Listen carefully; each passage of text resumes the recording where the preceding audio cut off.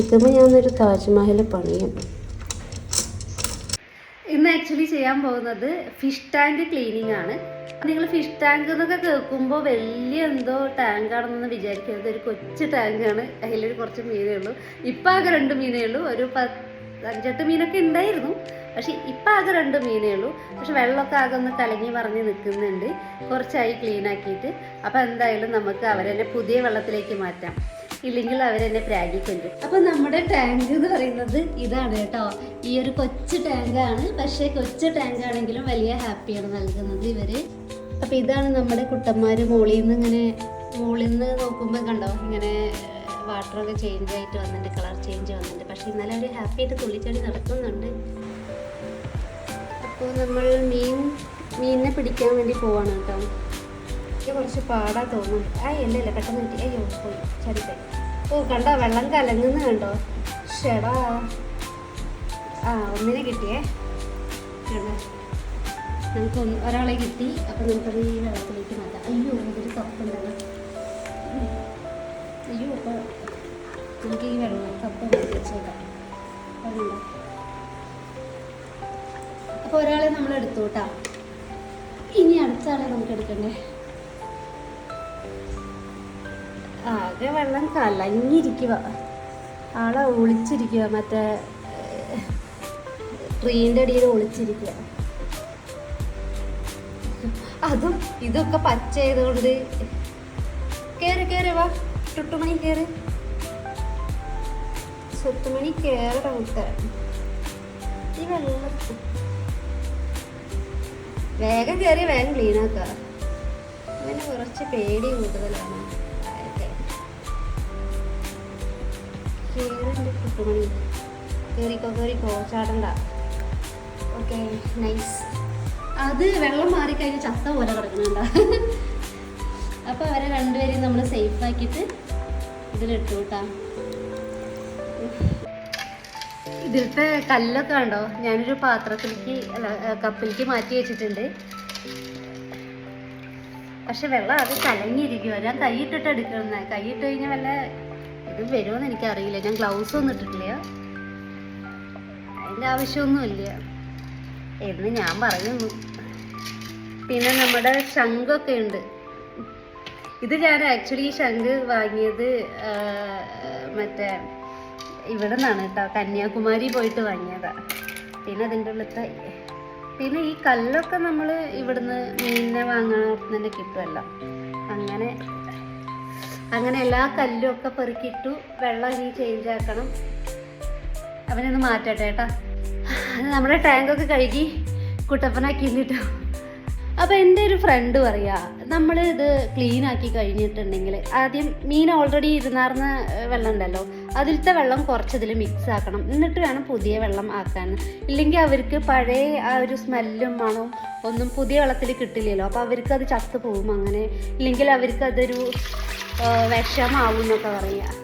കാരണം ആ പഴയ വെള്ളത്തിൽ കൂടിയും പുതിയ വെള്ളത്തിൽ കൂടെ കുറച്ച് മിക്സ് ആക്കിയാലാണ് അവർക്ക് ആ ഒരു പഴയ വെള്ളത്തിൽ തന്നെയാണ് ഇരിക്കുന്നത് എന്നുള്ളൊരു സംഭവം വരുന്നതാണ് പറയുന്നത്.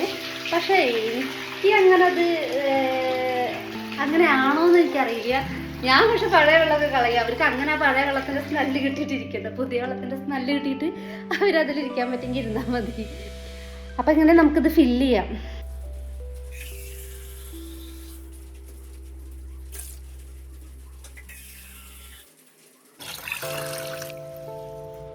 വെള്ളം നമ്മൾ കംപ്ലീറ്റ് ഫില്ലാക്കിയിട്ടുണ്ട് കേട്ടോ.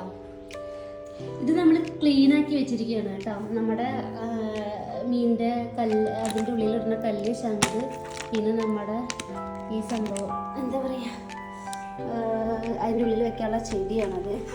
ഈ ഒരു സാധനം കണ്ടോ. ഇത് കാണുമ്പോൾ ഇത് ആക്ച്വലി ഇത് കംപ്ലീറ്റ് കളറായിട്ടുണ്ടായിരുന്നു. പക്ഷെ ഇപ്പോൾ കുറച്ചേ ഉള്ളൂ. എനിക്ക് തോന്നുന്നത് ഈ മീൻ കടിച്ച് തിന്നാണെന്ന് തോന്നുന്നുണ്ട്. ഇത് തിന്നു കഴിഞ്ഞിട്ട് ചാവൊന്നുമില്ല കേട്ടോ. കാരണം ഇത് ഇത്രയും തിന്ന് തീർത്തുണ്ട്. കാരണം ഇത് ചുരണ്ടിപ്പോയതൊന്നുമില്ല. പോകുന്നുണ്ട്.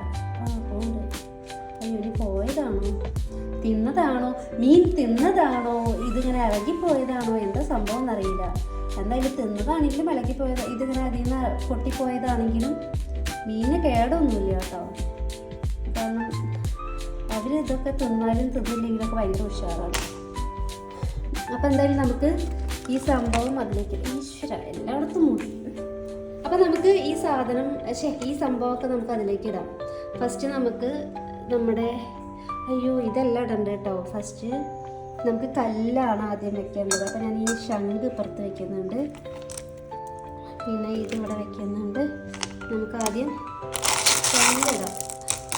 എനിക്കൊരു അബദ്ധം പറ്റി ഗൈസ്. ഇത് ആദ്യം ഇട്ട് വെച്ചതിന് ശേഷം വെള്ളം നിറയ്ക്കണമായിരുന്നു. ശരിക്കും ഇതെന്താ ചെയ്യേണ്ടതെന്ന് വെച്ച് കഴിഞ്ഞാൽ ഇത് ആദ്യം ഇടണമായിരുന്നു, ഇട്ടിട്ട് വേണം ഇതാക്കുന്നത്. ഇപ്പം ഞാൻ വെള്ളത്തിൽ കൂടെ കയറിടുന്നത്. ഇത് ഭയങ്കര കുഴപ്പമൊന്നുമില്ല. നല്ല ഭംഗിയുണ്ടല്ലോ ഇത് കാണാൻ ഇങ്ങനെ എടുക്കാം.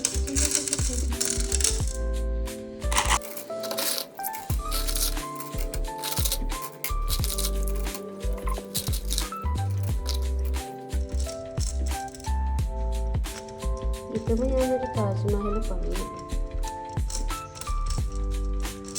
ഓക്കെ, അങ്ങനെ ഇപ്പോൾ ഇത് സെറ്റായി.